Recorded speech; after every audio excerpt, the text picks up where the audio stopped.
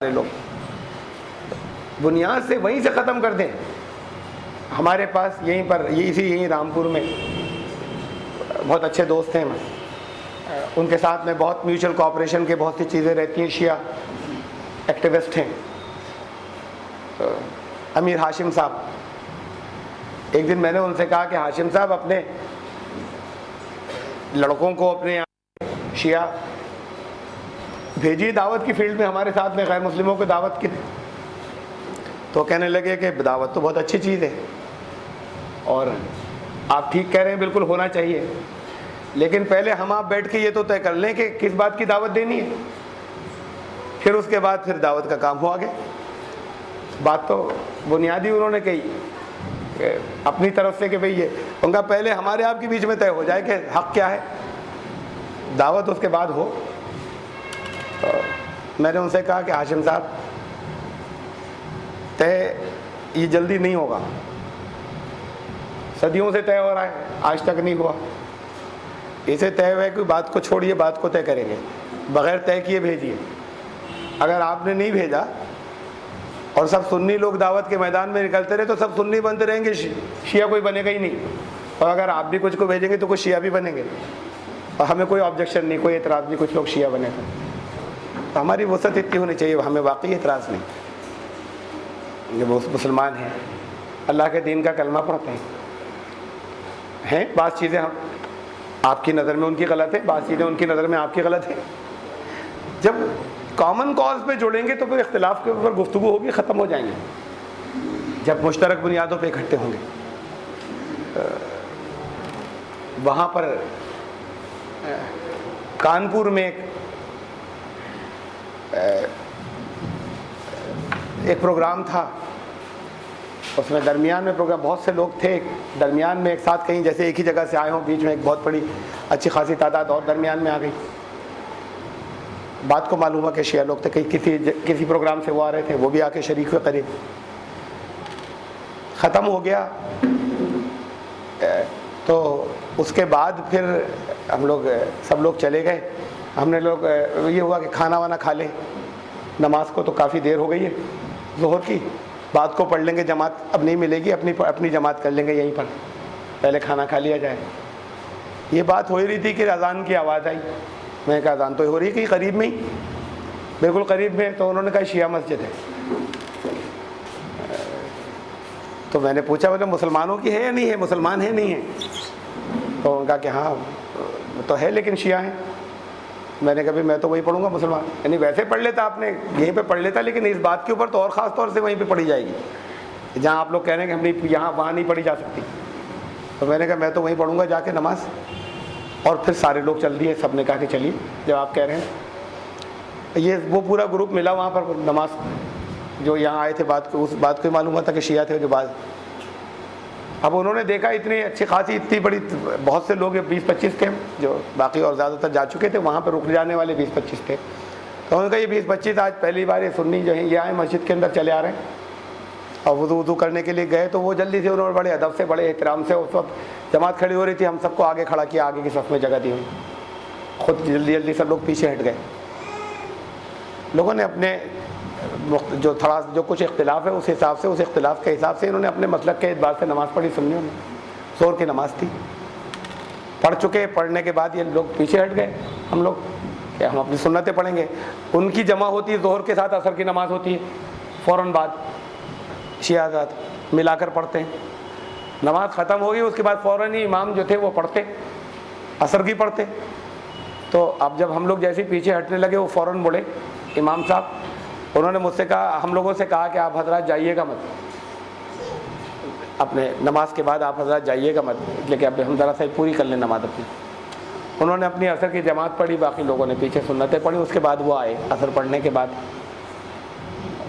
بڑی محبت بڑے اتفاق سے بٹھایا, انہوں نے ملے اور بہت اپریشیٹ کیا. اور اس کے بعد انہوں نے کہا کہ آج پہلا مرتبہ جب سے مسجد بنی ہے اس کی ہسٹری میں پہلا موقع ہے کہ یہاں پر سب طرح کے مسلمانوں نے آ کے ایک ساتھ نماز پڑھی. اور پھر انہوں نے مجھ سے اصرار کیا کہ کچھ یہاں پر آپ کچھ باتیں ہمیں کچھ نصیحتیں کریے. میں نے کہا بھی تو آپ یہ لوگ سارے موجود تھے وہاں, اتنی لمبی تقریر تھی, اب کچھ بچا نہیں گنجائش, لیکن انہوں نے کہا نہیں اس وقت اور پھر دوبارہ کچھ وہاں کچھ باتیں میں نے رکھی، اسے بہت اپریشیٹ کیا، اور انہوں نے کہا پھر کہ ہم لوگ بھی اس بات کی رکھیں گے پابندی کہ دوسری مسجدوں میں جا کے نماز پڑھتے رہا کریں، اور آپ بھی اس سلسلے کو کبھی کبھی جاری رکھیے، اور پھر اس کے آپس میں جو تعلقات ہوں گے وہ بہت اچھی فضا آگے پیدا کریں گے آپس میں بات چیت کے لیے۔ اب وہ پتہ نہیں جاری رہا سلسلہ یا نہیں رہا، یہ تو الگ بات ہوئی۔ لیکن ایک بات اور ہے غور کرنے کی، میں نے اس کو زیادہ اس کو میں اتنی ڈیٹیل کے ساتھ میں اس وجہ سے سمجھا رہا ہوں آپ لوگوں کو کہ یہ تو بہت سخت مسئلہ ہے، اور یہ بالکل بات اس جگہ تک پہنچ رہی، کیا دعوت دیں گے، کس چیز کی دعوت دیں گے جہاں پر رسول اللہ صلی اللہ علیہ وسلم کہہ رہے ہیں کہ ایمان پر موت ہی نہیں ہو رہی ہے فرقے بندی کی حالت میں۔ وہ فرقے ہیں، یہ نہیں کہ یہ ایسا نہیں کہ یہ فرقے نہیں۔ رسول اللہ صلی اللہ علیہ وسلم کی ایک حدیث ہے، صحیح مسلم میں ہے، صحیح ترمذی میں ہے، تم مسلم شریف کی حدیث ہے، یہ تو مسلم میں، خالی ترمذی میں نہیں ہے۔ میں تمہارے درمیان میں دو چیزیں چھوڑے جا رہا ہوں، انہیں پکڑے رہو گے تو گمراہ نہیں ہوگے، اللہ کی کتاب اور میری سنت۔ یہ حدیث ہے، مسلم کی حدیث ہے۔ ایک اور حدیث ہے، وہ مسلم میں بھی ہے اور ترمذی میں بھی ہے۔ میں تمہارے درمیان دو بھاری چیزیں چھوڑے جا رہا ہوں، اللہ کی کتاب اور میرے اہل بیت، انہیں پکڑے رہو گے تو گمراہ نہیں ہوگے۔ اب یہ سنیوں میں بیان نہیں ہوتی یہ بات والی، جو یہ مسلم میں بھی ہے اور ترمذی میں بھی ہے، وہ صرف مسلم میں ہے، سنیوں میں یہ بیان نہیں ہوتی، کسی تقریر میں نہیں آتی۔ مدارس میں سلیکشن، انتخاب پڑھایا جاتا ہے، یہ ممکن ہی نہیں کہ پورا قرآن تفسیر پڑھا دی جائے، یہ ممکن ہی نہیں کہ حدیث کے سارے مجموعے ختم کرا دی جائیں، انتخاب سلیکشن ہوتا ہے۔ تو جو جو لوگ نئے نئے عالم بن کے نکلتے ہیں ان کی نظر پر نہیں ہوتی، خود سے کبھی دیکھی ہو تو الگ بات ہے، علم بڑھتا رہتا ہے، بات کو ان کی نظر پر آئے اور بات کو دیکھیں تو الگ بات ہے اپنے مطالعے میں۔ اب یہ دونوں حدیثیں درست ہیں۔ کوئی اگر ہماری پہلی مرتبہ ہم نے اپنی وائف کے سامنے جب یہ بات کہی، یہ حدیث بیان کی، وہ خود عالمہ ہیں، تو کہنے لگے یہ کیسی آپ شیعوں کی سی باتیں کر رہے ہیں؟ تو میں نے کہا بھائی شیعوں کی سی بات تو الگ، یہ تو حدیث ہے، مسلم کی، ترمذی کی حدیث ہے۔ اب ان دونوں کو ذرا تلے اوپر لکھ لیجئے اور اس کے بعد دیکھیے رزلٹ کیا نکلتا ہے۔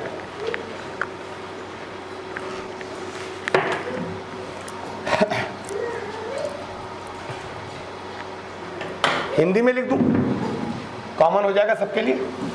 اردو میں بول رہا ہوں، جسے ہندی نہیں آتی وہ اردو میں لکھ لے۔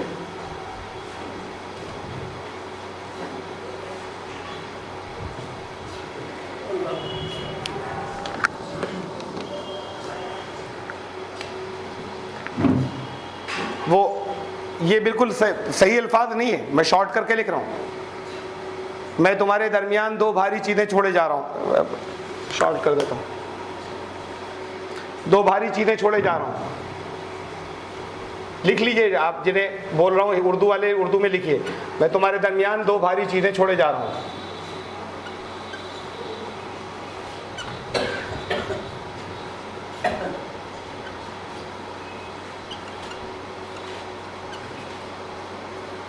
انہیں پکڑے رہو گے تو گمراہ نہیں ہوگے، لکھا نہیں میں نے یہاں پر کہ اللہ کی کتاب یعنی قرآن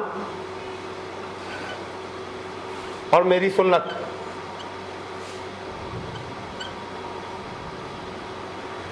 دوسری حدیث ہے کہ میں تمہارے درمیان دو بھاری چیزیں چھوڑے جا رہا ہوں، انہیں پکڑے رہو گے تو گمراہ نہیں ہوگے۔ سیم آخر ایک ہی جملہ چلا جا رہا ہے، اللہ کی کتاب یعنی قرآن، یہاں تک بالکل ایک ہی الفاظ ہے، اور میرے اہل بیت وعترتی و اہل بیتی، اہل بیت یعنی گھر والے۔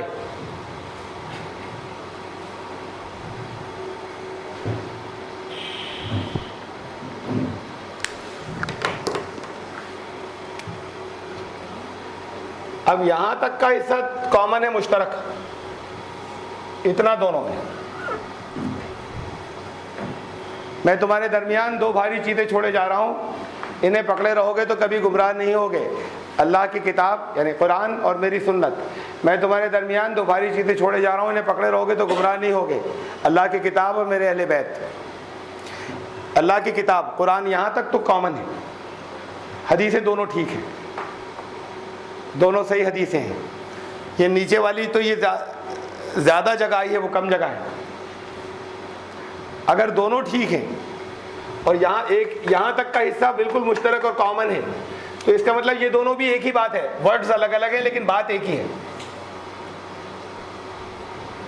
یہ الفاظ الگ الگ ہیں لیکن اس کا مطلب دونوں کا مطلب ایک ہی ہے. یعنی سنت اور اہل بیت جو ہے یہ قریب قریب ایک ہی بات ہے.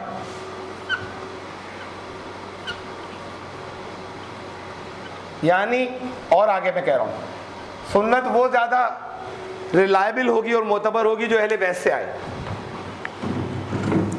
جو اہل بیت حضور کے گھر والوں سے آئے وہ سنت زیادہ ریلائبل ہوگی اور زیادہ معتبر ہوگی. اگر دونوں کو تلے اوپر رکھ لیں تو یہ سیدھا سیدھا سب کا نتیجہ ہے. اب ذرا سا غور کیجئے، آپ نے 4 امام مانے فقہ کے، امام حنیفہ، امام مالک، امام شافعی، امام احمد. شیعوں نے امام جعفر صادق کو امام مانا اپنی فقہ کا، سنیوں نے ان 4 کو مانا. امام جعفر صادق اہل بیت میں سے تھے.